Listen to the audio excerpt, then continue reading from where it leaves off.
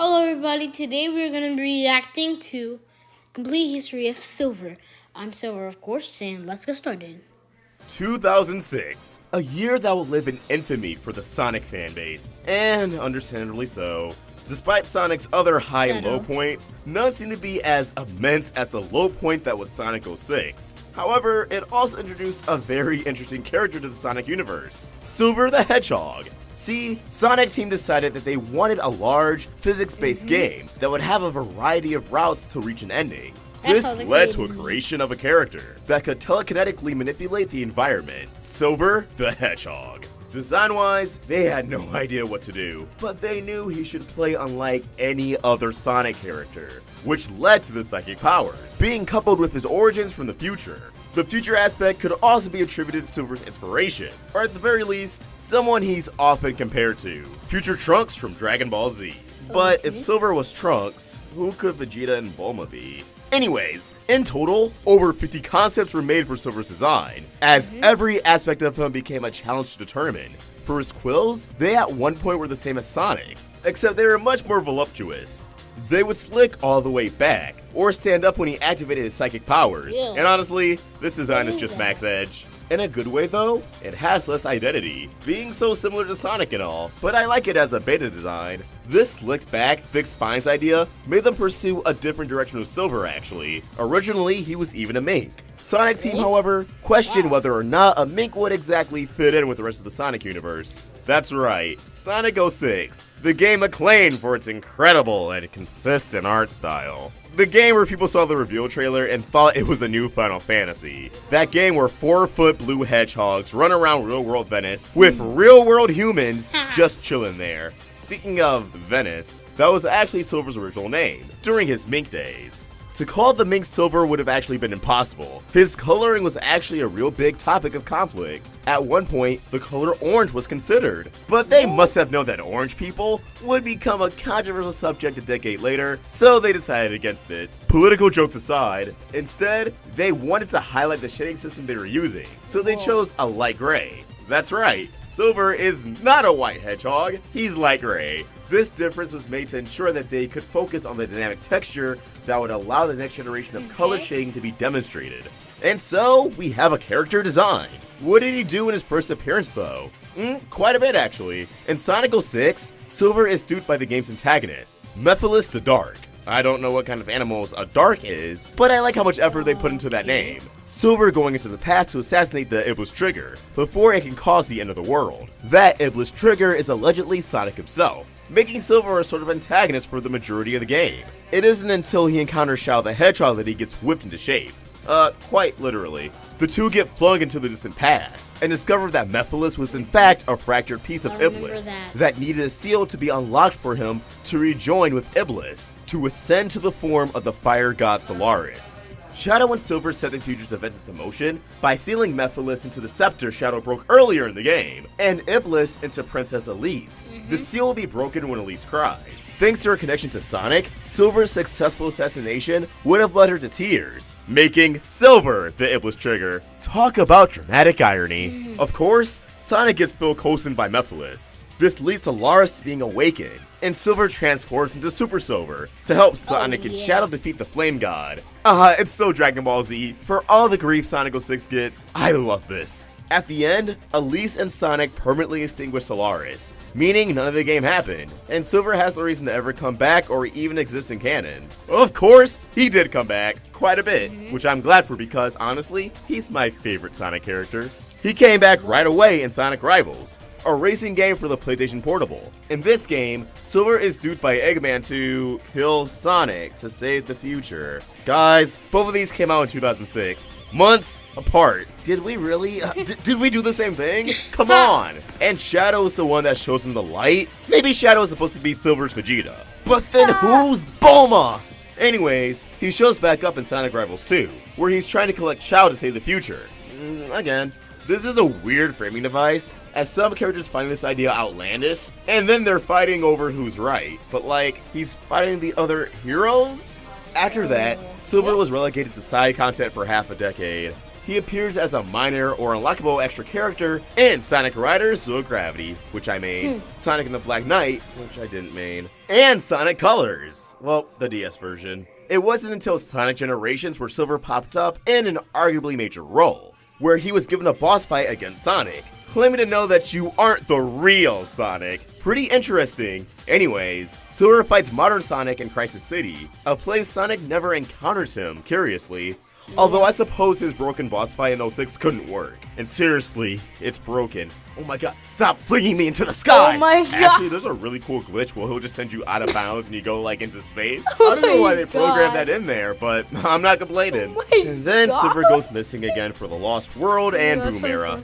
Then Sonic Forces comes out, and Silver is there. Well, I guess he must have a significant role in the game. Think about it. If Silver came back from the future, that must mean the future is doomed if he doesn't come back.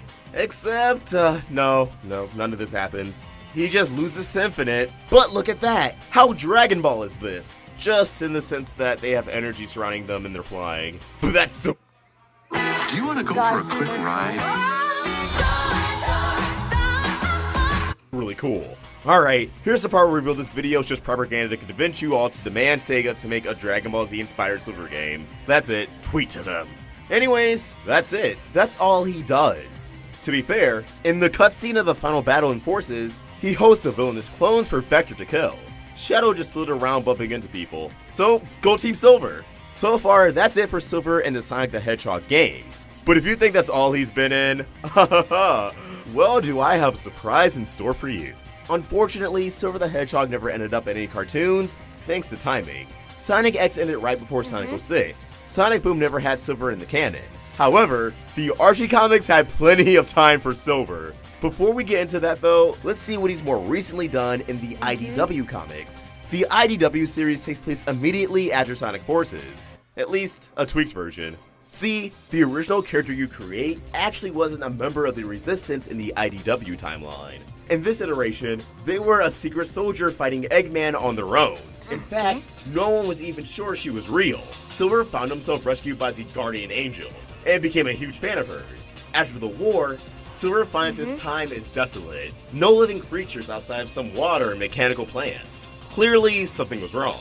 So he decided to turn to Sonic's time to figure out how to stop this catastrophe. While there, Silver would go on to save the Guardian Angel, who turned out to be a shy girl named Whisper the Wolf, from the Eggman Empire. Silver aids to reform Resistance with some new soldiers at the Battle of Angel Island, and of course, they're able to defeat Super Metal Madness. I'm glad these Sonic games have battles and resistances. I love this new war theme. Sure, it's gritty and edgy, but that's the stuff I eat up. I'm saying this unironically. The Archie comics did it amazingly. Speaking of, back to those guys, Archie comics. That series didn't have much of a Sonic 06 tie-in. Instead, Silver is a time traveler who studied under Mammoth Mogul to find the mysterious traitor that would destroy the Freedom Fighters. Yeah, that's what Sonic and company are called, the Freedom Fighters. And people have thought this South American Revolution bend that Sonic Forces had is new to the series. Silver assumes Sonic is the only one strong enough to defeat the Freedom Fighters, and assumes Sonic's the traitor. So he's taking on an interdimensional wild goose chase while he drops in on a blowout brawl with Sonic, Shadow, Metal Sonic, Amy Rose, and the anti-Sonic and Amy, Scourge and Rosie. This is actually one of my favorite storylines from the comics, Hedgehog Havoc. Oh, and Amy's medieval cousin from another world is there, I guess. He has a bow and arrow, and he's green, like the Green Arrow. Oh my god! After Silver sees that the heroism of Sonic clearly means he couldn't be the traitor, Silver leaves, to pop up repeatedly throughout the series, hunting the mysterious traitor. It's at this point we get our Sonic 06 tie-in. This is done through alternate world adventures, the Sonic 06 one, and Mobius 30 years later. Essentially a potential future of the current Mobius, where Shadow takes over the world with a fusion of Tycho and... Shadow takes over the world? Whoa there, Archie. Oh god. Who would imagine how horrible it would be? Shadow forcing us all to be edgy. That'd be funny. Chaos. Regardless, Silver helps Sonic defeat King Shadow and save that reality. Before the final traitor attempt, the spin-off comic Sonic Universe had an entire arc dedicated to Silver, and it's pure stupid fun. Dark Enerjack, an alternate reality version of normal Enerjack, a chaos demigod, I know this is super convoluted, sent an evil clone of his world's freedom fighters into Silver's home. Again, convoluted. And Silver follows. There, he joins the Dark Freedom Fighters, led by Janica, to save the world and its people from the body-snatching tyrant. He's Janica's father too, very touching. But it's here that we really get to see Silver's powers get flexed. Being in the spotlight, after all, we get to see Silver going all out against a god power tiered villain, and it's perfect. Silver learns to clear his mind, and basically ends up more powerful than before, shortly after departing from the saved world. Now, in the main series, it's become a political nightmare. Jeffrey St. John, a skunk, has betrayed Sonic. He isn't the traitor, by the way, and helped his master, Ixis Nagus, take the throne of the kingdom. All the while, Eggman, who everyone thought was in a permanent psychotic episode, has returned and is attacking free cities. Metal Sonic latches onto Antoine, a freedom fighter, and blows up, putting him in a coma. Okay, we all clear there? I wish I was. Silver appears, like a comic later, to tell Sonic, hey, I figured it out. Antoine, that evil, disgusting, useless monster, is going to betray you. We should kill him right now. Sonic obviously doesn't appreciate that, so Silver now doesn't have enough power to go back to his time, and ends up stuck. Harvey, who, a wise owl, approaches Silver and tells him that he's putting together a team, the Secret Freedom Fighters. These guys are dedicated to defeating Ixis Nagus, the guy who's trying to become the king of the kingdom. See, Sonic's too busy fighting Eggman, so they need the Suicide Squad to defeat the king. Co-leading with Silver is Elias Acorn, the previous king who lost his crown to Nagus, and below them is Larry Lynx, who used to look like Garfield. Shard, a reformed Metal Sonic, oh my god, somebody, anybody, bring Shard back, and two Wolfpack warriors, Lita and Lyco.